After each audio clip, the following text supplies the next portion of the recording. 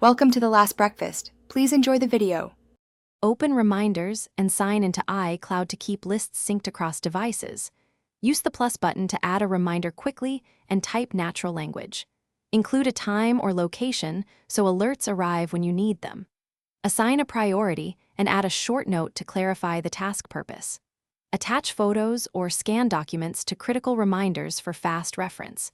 Use Siri to add items hands-free by saying, for example, add grocery reminder for tomorrow at 6 p.m. Create separate lists for work, personal, and groceries and color code, each one for visual priority. Add tags such as #work or #errands to any reminder for flexible filtering later. Use the search and filter options to view tagged items or specific priorities quickly. Break larger tasks into sub-items and assign individual dates so progress is measurable. Pin important lists to the top so they remain visible. Combine lists into smart lists by using rules for tags, dates, or priorities to automate views.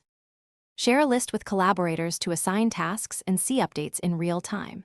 Use shortcuts to automate reminders, such as creating a weekly review reminder every Friday morning. Set location alerts for arriving or leaving an address to trigger context-aware tasks. Use templates inside shortcuts to add complex reminders with subtasks and attachments automatically.